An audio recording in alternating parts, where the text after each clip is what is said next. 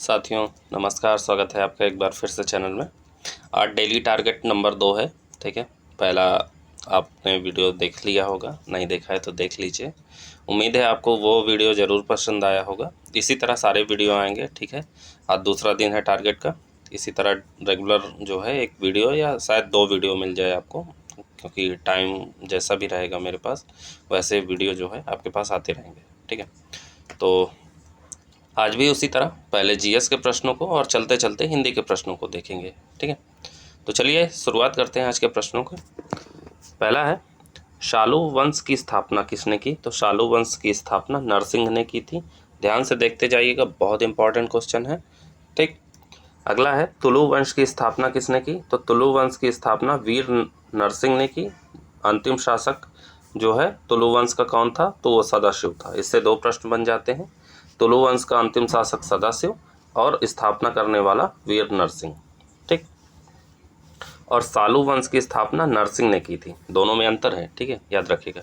अगला है, कृष्ण देव राय की उपाधि क्या थी? तो कृष्ण देव राय की उपाधि थी आंध्र पितामह की, आंध्र भोज की और अभिनव भोज की। 3 उपाधियां थी।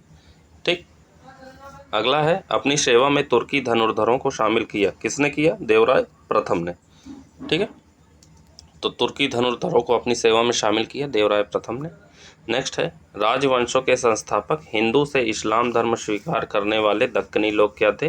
तो इमाद शाही और निज़ाम शाही थे। ठीक है, तो कौन थे?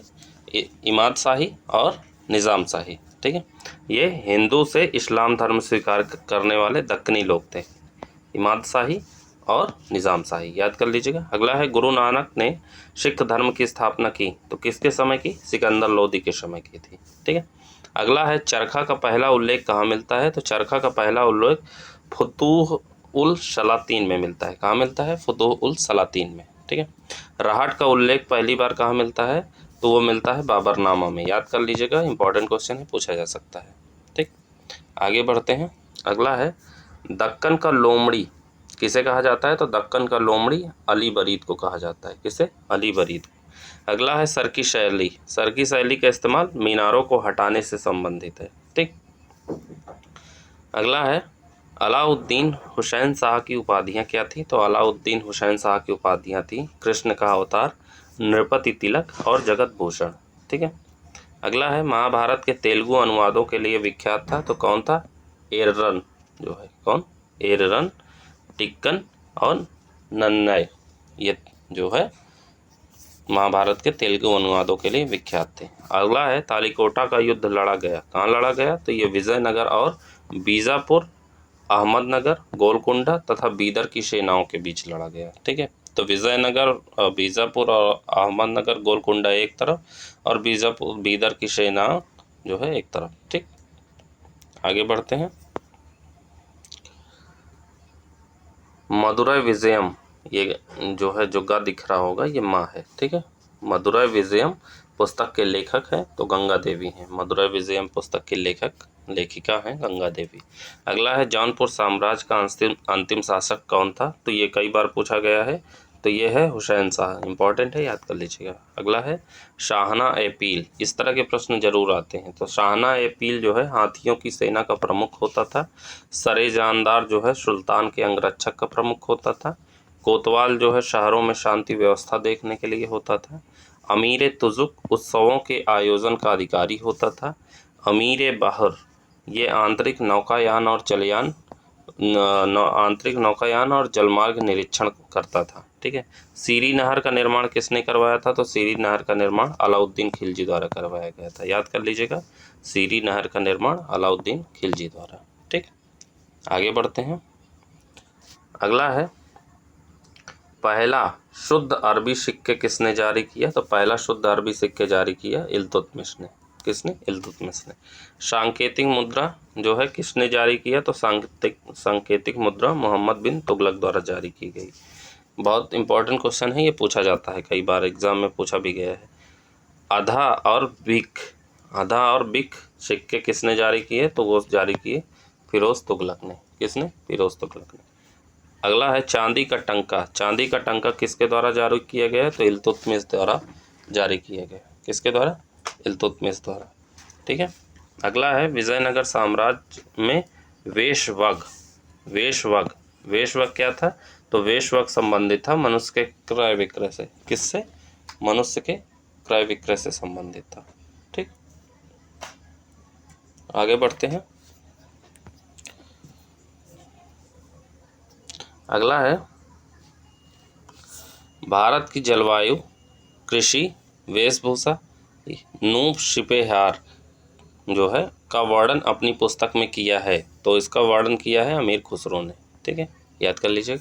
अगला है बहमनी राज्य से बेलगाम और गोवा छीन लिया। तो बेलगाम और गोवा किसने छीन लिया? हरिहर द्वितीय ने।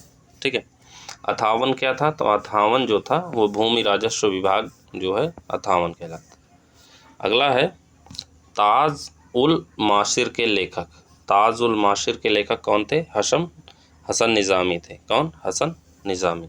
हरिहर और बुक्का सामंत थे। तो हरिहर और बुक्का सामंत किसके थे? काकतीय राज्य के। किसके? काकतीय राज्य के थे। अगला है बहमनी सुल्तान ने राजधानी गुलबर्गा को बीदर से स्थानांतरित किया। तो देखिए इसमें दो प्रश्न बन गए। बहमनी सुल्तान था जिसने राजधानी गुलबर्गा को बीदर से स्थानांतरित किया था, तो वो कौन था? अहमद शाह बहमनी ने। ठीक, आगे बढ़ते हैं। अगला है महमूद गवान को मलिक उर तुज़ार की उपाधि से सम्मानित किया गया। मलिक उर तुज़ार की उपाधि से सम्मानित किया गया किसके द्वारा? अहमद शाह बहमनी ने जो है महमूद गवान को सम्मानित किया मलिक उर तुज़ार की उपाधि से। ठीक, अगला है विजयनगर में कुरुवय संबंधित था। कुरुवय इंपॉर्टेंट है, पूछा जाता है। विजयनगर में कुरुवय जो है संबंधित था किससे? चावल की एक किस्म से। ठीक, मैसूर राज्य की स्थापना की। तो मैसूर राज्य की स्थापना किसने की? आरवीडू वंश के शासक ने। ठीक, अगला है दिल्ली सल्तनत की प्रादेशिक इकाई। तो दिल्ली सल्तनत की प्रादेशिक इकाई इक्ता, फिर उसके बाद सूबा, फिर सिख, फिर परगना। ठीक है, इस तरह इनका सीरियल था। ठीक, अगला है दिल्ली सल्तनत में जिम्मी। तो जिम्मी क्या था दिल्ली सल्तनत में? तो वो था मुस्लिम शासन स्वीकार कर जजिया कर देने वाली हिंदू प्रजा थी। ठीक है, जो जिम्मी कहलाती थी। अगला है शेरशाह की लगान व्यवस्था। शेरशाह की लगान व्यवस्था रैयतवाड़ी थी, याद कर लीजिएगा, पूछा जाता है सही मिलान को। ठीक, आगे बढ़ते हैं। शेरशाह द्वारा जारी रुपए वर्तमान ब्रिटिश मुद्रा प्रणाली का आधार हैं, किसने लिखा? तो वो लिखा था स्मिथ ने। क्या लिखा? शेरशाह द्वारा जारी रुपए वर्तमान ब्रिटिश मुद्रा प्रणाली का आधार है। ठीक, आगे बढ़ते हैं।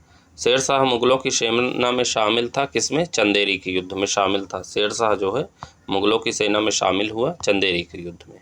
ठीक, अगला है महबूब ए इलाही की उपाधि किसकी थी? तो महबूब ए इलाही की उपाधि निज़ामुद्दीन औलिया की थी, याद कर लीजिएगा। अगला है सुल्तान उल हिंद की उपाधि किसकी थी? तो ये उपाधि थी ख्वाजा मुइनुद्दीन चिश्ती की, याद कर लीजिएगा। अगला है चिरागे देहलवी की उपाधि किसकी थी? तो चिरागे देहलवी की उपाधि थी नसरुद्दीन की। इस तरह प्रश्न पूछा जाता है, उपाधियों का सही मिलान आ जाता है एग्ज़ाम में, तो जो है आप सही करके आइएगा। शादी ए हिंद की उपाधि। तो शादी ए हिंद की उपाधि अमीर खुसरो की थी। देखिए बहुत सारी उपाधियां आपको इसी वीडियो में आपको मिल गई हैं। अगला है कथन है एक कि धन को हाथ में रखिए, हृदय पर मत लीजिए। हाथ में यह औषधि है, हृदय पर यह रोग है। यह कथन किसका है? तो यह है बहाउद्दीन जकारिया का। इम्पॉर्टेंट कथन है। धन को हाथ में रखिए, हृदय पर मत लीजिए। हाथ में यह औषधि है, हृदय पर यह रोग है। ठीक है, तो यह बहाउद्दीन जकारिया ने कहा था, याद कर लीजिएगा। आगे बढ़ते हैं। अगला है ईश्वर केवल मनुष्य के सद्गुण को पहचानता है तथा उसकी जाति नहीं पूछता। आगामी दुनिया में कोई जाति नहीं होगी, सिद्धांत दिया। तो ये सिद्धांत दिया गुरु नानक ने। ठीक है, गुरु नानक ने यह सिद्धांत दिया कि ईश्वर केवल मनुष्य के सद्गुण पहचानता है तथा उसकी जाति नहीं पूछता। आगामी दुनिया में कोई जाति नहीं होगी। ठीक, अगला है राग गोविंद के रचनाकार। तो राग गोविंद के रचनाकार मीराबाई हैं, जानते ही हैं। ठीक, अगला है सूफी संप्रदाय में सर्वप्रथम फना का प्रयोग किसने किया? तो अबू यजीद ने किया। किसने? अबू यजीद ने किया। अगला है शनक संप्रदाय के संत थे, तो शनक संप्रदाय के संत निम्बार्क को माना जाता है। किसको? निम्बार्क को। ठीक, आगे बढ़ते हैं। अगला है पंचायतन पूजा में प्रमुख देवता है, तो पंचायतन पूजा पूछा जाता है, उसके प्रमुख देवता हैं भगवान शिव। ठीक, अगला है अष्टछाप का संस्थापक किसे माना जाता है, तो उसको माना जाता है विट्ठलनाथ को। किसको? विट्ठलनाथ को। अगला है कृष्ण जी की पूजा श्रीनाथ जी के नाम से किसने की, तो ये वल्लभाचार्य ने की। इंपॉर्टेंट है, याद कर लीजिएगा, पूछा जा सकता है। अगला है इस्लाम धर्म से प्रभावित संत थे, तो इस्लाम धर्म से प्रभावित संत थे नामदेव। ठीक, नामदेव। कृष्ण को औलिया के रूप में स्वीकारा, तो कृष्ण को औलिया के रूप में शाह मोहम्मद गौस ने स्वीकारा। किसने? शाह मोहम्मद गौस ने। अगला है इश्क हकीकी। इश्क हकीकी जो है अलौकिक प्रेम था, और इश्क मजाजी जो है वो लौकिक प्रेम था। जरूर याद कर लीजिएगा दोनों, इश्क हकीकी और इश्क मजाजी जो है पूछा जा सकता है। इश्क हकीकी होता था अलौकिक प्रेम, और इश्क मजाजी होता था लौकिक प्रेम। ठीक है। खानकाह, खानकाह क्या था, तो खानकाह सूफी संतों की गतिविधियों का केंद्र हुआ करता था। ठीक, कई बार नाम आता है। अगला है रिजा। रिजा क्या था, तो रिजा आत्मसमर्पण को कहा जाता था। हकीकत, हकीकत सात्विक ज्ञान की प्राप्ति को कहा जाता था। ठीक है। अगला है कोई व्यक्ति किसी व्यक्ति से उसका धर्म, संप्रदाय या जाति ना पूछे। ये कथन था किसका, तो ये था रामानंद बैरागी संप्रदाय से। ठीक है, रामानंद जो कि बैरागी संप्रदाय से थे, उन्होंने कहा था कि कोई व्यक्ति किसी से उसका धर्म, संप्रदाय या जाति ना पूछे। ठीक, अगला है वारकरी संप्रदाय के संत। तो वारकरी संप्रदाय के संत नामदेव थे। ठीक, कबीर एवं धर्मदास के बीच संवादों का संकलन किसने किया, तो ये अमरमूल ने किया। किसने? अमरमूल ने। अगला है सूफीवाद की चिश्तिया शाखा का संस्थापक किसे माना जाता है, तो ये माना जाता है ख्वाजा अबू अब्दाल को। किसको? ख्वाजा अबू अब्दाल को, सूफीवाद की चिश्तिया शाखा का संस्थापक। ठीक, अगला है पुष्टि मार्ग का जहाज किसे कहा गया, तो पुष्टि मार्ग का जहाज कहा गया सूरदास को। किसको? सूरदास को। अगला है संगीत विरोधी सूफी सिलसिला था, तो संगीत विरोधी सूफी सिलसिला एक ही था, नक्शबंदी। याद कर लीजिएगा, बहुत इंपॉर्टेंट है। ठीक है, इस तरह के प्रश्न जरूर पूछे जाते हैं। आगे बढ़ते हैं। अगला है भारत में सूफीवाद के वास्तविक प्रचारक। तो भारत में सूफीवाद के वास्तविक प्रचारक थे अबुल हसन हुजी ब्रारी। ठीक है, कौन थे? अबुल हसन हुजी ब्रारी थे। ठीक, याद कर लीजिएगा। वहदत उल वजूद सिद्धांत दिया, तो वहदत उल वजूद सिद्धांत दिया इब्नुल अरबी ने। किसने? इब्नुल अरबी ने। याद कर लीजिएगा। सुल्तान उल मशेक के नाम से प्रसिद्ध था, तो सुल्तान उल मशेक के नाम से निज़ामुद्दीन औलिया प्रसिद्ध था। ठीक, अगला है एमजी रानाडे द्वारा मान्य आस्तिक दर्शन क्या कहा गया, उसको भक्ति मत कहा गया।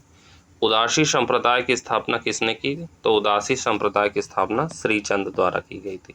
श्री चंद द्वारा। ठीक, याद कर लीजिएगा। नक्शबंदी से संबंधित कौन था, तो नक्शबंदी से औरंगजेब संबंधित था। अगला है मुरीद। मुरीद कौन होता था, वो शिष्य होता था। और मुर्शीद कौन होता था, मुर्शीद गुरु होता था। ये पूछा गया प्रश्न है, और आ भी सकता है एग्जाम में। तो मुरीद होता था शिष्य, और मुर्शीद होता था गुरु। ठीक, अगला है विजारत का चरमोत्कर्ष हुआ, तो विजारत का चरमोत्कर्ष कब हुआ, तुगलक राजवंश के अंतर्गत। ठीक है, याद कर लीजिएगा। आगे बढ़ते हैं। अगला है वारकरी संप्रदाय के संस्थापक। तो वारकरी संप्रदाय के संस्थापक तुकाराम। मोस्ट इंपॉर्टेंट क्वेश्चन है, ये पूछा जा सकता है। ठीक है, तो वारकरी संप्रदाय के संस्थापक थे तुकाराम। अगला है स्मृति संप्रदाय की स्थापना। तो स्मृति संप्रदाय की स्थापना शंकराचार्य द्वारा की गई। किसके द्वारा? शंकराचार्य द्वारा। अगला है निज़ामुद्दीन औलिया के शिष्य थे, तो निज़ामुद्दीन औलिया के शिष्य थे बाबा फरीद। निज़ामुद्दीन औलिया शिष्य किसके थे, तो बाबा फरीद के शिष्य थे। चिरागे देहलवी, चिरागे देहलवी जो है शेख नसरुद्दीन शाह द्वारा। ठीक, अगला है अलख नाम से कविता लिखते थे। मोस्ट इंपॉर्टेंट क्वेश्चन है, अलख उपनाम से कविता लिखते थे, तो वो थे अब्दुल कद्दूस गंगोही। कौन? अब्दुल कद्दूस गंगोही जो है अलख उपनाम से कविताएं लिखते थे। ठीक है, स्वर्ण मंदिर की नींव किसने रखी, तो स्वर्ण मंदिर की नींव रखी मीर मियाँ ने। इंपॉर्टेंट क्वेश्चन है, घुमा खुदा के जो है ऐसा क्वेश्चन दे सकता है कि स्वर्ण मंदिर की नींव किसने रखी, और जो है जो सिखों के गुरु रहे हैं उनमें से नाम दे सकता है और ये दे सकता है, तो कन्फ्यूज़न कर सकता है। ठीक है, तो मीर मियाँ जो थे वो स्वर्ण मंदिर की नींव रखे थे। ठीक, तो ये थे हमारे जीएस के प्रश्न। ठीक है, उम्मीद है पसंद आए होंगे। अब चलते चलते हिंदी के प्रश्नों को भी देख लेते हैं। इस तरह डेली जो है हम जीएस और हिंदी दोहराते चलेंगे तो हमारा एग्ज़ाम जो है क्रैक करना बहुत आसान हो जाएगा। आप देख लीजिएगा, जब एग्ज़ाम हो जाएगा तो मैं आपको ज़रूर दिखाऊंगा कि ये जो मैं पढ़ा रहा हूँ इसमें से कितने क्वेश्चन आए हैं। ठीक है, ये मैं आपको ज़रूर बताऊंगा, और कहाँ कहाँ से आए हैं, किस किस वीडियो से आए हैं, ये भी मैं बता दूंगा। ठीक है, तो जो है हर वीडियो को ज़रूर देखिएगा। अगला है, हिंदी में शुरुआत करते हैं। लुक छिपकर संकेत स्थल पर मिलने जाए, प्रेमी से मिलने जाए। लुक छिपकर संकेत स्थल पर प्रेमी से मिलने जाए, तो प्रेमी से मिलने कौन जाएगी? प्रेमिका जाएगी। तो उसको क्या बोलते हैं? उसको बोलते हैं अभिसारिका। ये अभिसारिका लिखा हुआ है। ठीक है, अगर नहीं समझ में आ रहा हो तो मैं लिख देता हूँ, अभिसारिका। अभिसारिका जो है उसे कहते हैं जो लुक छिपकर संकेत स्थल, मतलब कोई ऐसा स्थल जो सांकेतिक स्थल हो कि यहाँ मिलना है, तो उसे अभिसारिका कहते हैं। जो खुलेआम प्रेमी से मिलने जाए उसे सुसारिका कहते हैं। क्या कहते हैं? सुसारिका। नायिका जो दिन के समय प्रेमी से मिलने जाए, तो दिन के समय जो प्रेमी से मिलने जाए उसे दिवाभिसारिका कहते हैं। क्या कहते हैं? दिवाभिसारिका। पतली कमर वाली नायिका को क्या कहते हैं? तन्वी कहते हैं। ठीक है, ये नायिकाओं के बारे में है, याद कर लीजिएगा। नायिका जो दिन के समय प्रेमी से मिलने जाए दिवाभिसारिका, और पतली कमर वाली नायिका तन्वी कहते हैं। ठीक है, बिना हल जोते उगने वाली फसल, तो बिना हल जोते उगने वाली फसल को अकृष्ट पच्या कहते हैं। क्या कहते हैं? अकृष्ट पच्या। अगला है, वह भूमि जो पहले से ना जोती गई हो, तो ऐसी भूमि जो पहले से ना जोती गई हो उसे अकृष्ट पूर्वा कहते हैं। ठीक है, वाक्यांश में एक शब्द अकृष्ट पूर्वा हो जाएगा। अगला है, जो जोता बोया ना गया हो, तो जो जोता बोया ना गया हो उसे अकृष्ट कहेंगे या अकृषित कहेंगे। ठीक है, यानी कृषि नहीं की गई है उसमें। अगला है, मंद मुस्कान वाली नायिका, तो मंद मुस्कान वाली नायिका को स्मिता कहते हैं और सुंदर मुस्कान वाली नायिका को सुस्मिता कहते हैं। ठीक है, स्मिता और सुस्मिता। तो मंद मंद अगर कोई मुस्कुरा रही है नायिका तो उसे स्मिता कहेंगे, और सुंदर तरीके से मुस्कुरा रही है कोई नायिका तो उसे सुस्मिता कहेंगे। बरसात बिल्कुल ना होना उसे अनावृष्टि कहेंगे, यानी बिल्कुल ना होना अनावृष्टि होता है। ठीक, आगे बढ़ते हैं। अगला है, यज्ञ की इच्छा, तो यज्ञ की इच्छा को कहेंगे ई अच्छा। ई अच्छा, ई अच्छा जो है यज्ञ की इच्छा को कहेंगे। अगला है, तिनको से बना घर, तिनको से बना घर को उटज कहेंगे। क्या कहेंगे? उटज। तिनको से बना घर को क्या कहेंगे? उटज। अगला है, जिसके दाढ़ी मूछ ना निकली हो, तो जिसके दाढ़ी मूछ ना निकले हो उसे अजात स्मृश कहेंगे। क्या कहेंगे? अजात स्मृश।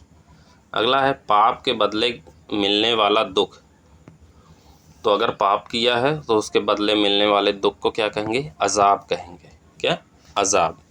जो किसी से ऋण लिया हो, अगर कोई किसी से ऋण लिया है तो उसे क्या कहेंगे? अधमर्ण कहेंगे। अधमर्ण कहेंगे। क्या कहेंगे? अधमर्ण कहेंगे। ठीक। अगला है, वह स्थान जहाँ बैठकर जुआ खेला जाता है, तो ऐसा स्थान जहाँ बैठकर जुआ खेला जाता है उसको क्या कहते हैं? फड़ कहते हैं। ठीक है। अगला है, जो बुद्धि द्वारा जाना जा सके, तो बुद्धि द्वारा जाना जा सके उसे क्या कहेंगे? बोधगम्य कहेंगे। क्या कहेंगे? बोधगम्य। अगला है, जिसका भजन करना उचित और आवश्यक हो, तो जिसका भजन करना उचित और आवश्यक हो उसे भजनीय कहेंगे। मतलब उचित और आवश्यक है भजन करना तो उसे भजनीय कहेंगे।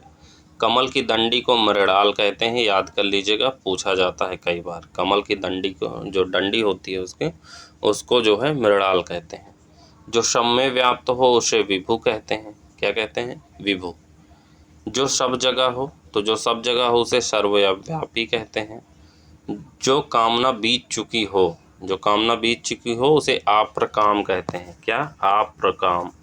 आप्तकाम नहीं, आप्रकाम, याद कर लीजिएगा। कुल लाभ पाने की चाह, तो कुल लाभ पाने की चाह को लिप्सा कहते हैं। क्या कहते हैं? लिप्सा। वह काव्य जिसका अभिनय किया जा सके। तो ऐसा काव्य जिसका अभिनय किया जा सके तो उसे रूपक कहेंगे। क्या कहेंगे? रूपक। अगला है जो बुद्धि द्वारा जाना जा सके। जो बुद्धि द्वारा जाना जा सके उसे बोधगम्य कहेंगे। क्या कहेंगे? बोधगम्य। लालसा रखने वाला, तो लालसा रखने वाले को क्या कहेंगे? लालायित। क्या कहेंगे? लालायित। याद कर लीजिएगा। अगला है लोक में प्रचलित वस्तुओं से बढ़कर। लोक में प्रचलित वस्तुओं से बढ़कर को क्या कहेंगे? लोकोत्तर। लोकोत्तर जो है लोक में प्रचलित वस्तुओं से बढ़कर कहेंगे। ठीक है, आगे बढ़ते हैं। रजोगुण वाला, एक होता है तमोगुण, एक होता है रजोगुण। ठीक है, तो रजोगुण वाले को क्या कहेंगे? राजसिक। राजसिक कहेंगे। क्या कहेंगे? राजसिक कहेंगे। अगला है जिसे देख रोंगटे खड़े हो जाएं। ठीक है, जिसे देख रोंगटे खड़े हो जाएं, तो एक शब्द में क्या होता है? लोमहर्षक। लोमहर्षक को कहेंगे, मतलब जिसे देखकर रोंगटे खड़े हो जाए। अगला है मोक्ष की इच्छा। मोक्ष की इच्छा होती है मुमुक्षा, मर जाने की इच्छा होती है मुमूर्षा। ठीक है, मोक्ष की इच्छा मुमुक्षा और मर जाने की इच्छा मुमूर्षा। अगला है जिसका कोई स्थायी ठिकाना ना हो। तो स्थायी ठिकाना जिसका नहीं होता उसे यायावर कहते हैं। क्या कहते हैं? यायावर। दान में प्राप्त हुआ दास, तो दान में प्राप्त हुआ दास को लब्ध कहते हैं। क्या कहते हैं? लब्ध। गान करने वाली नायिका, यानी जो गान करती है, सॉरी, मान करने वाली, ये मान है। ठीक है, वो मिसप्रिंट है। तो मान करने वाली नायिका को मानिनी कहते हैं। क्या कहते हैं? मानिनी। इंद्रियों से परे, तो जो इंद्रियों से परे हो उसे गोतीत कहते हैं। ये बहुत इंपॉर्टेंट है, पूछा जा सकता है। इंद्रियों से परे गोतीत। ठीक। अगला है सूर्य उदय से पूर्व का समय। तो सूर्य उदय से पूर्व का समय क्या कहेंगे? अरुणोदय। क्या कहेंगे? अरुणोदय। जो सूर्य उदय से पूर्व का समय होता है उसे अरुणोदय कहते हैं। तो इस प्रकार ये हमारे हिंदी के प्रश्न हो गए। तो इसी तरह रेगुलर जो है आपको वीडियो मिल जाएगा। आज का ये हमारा दूसरा जो है टेस्ट था। उम्मीद है आपको ये टेस्ट पसंद आया होगा। पसंद आया है तो लाइक करिए, अपने दोस्तों के साथ शेयर करिए, चैनल पे नए हैं तो सब्सक्राइब करिए।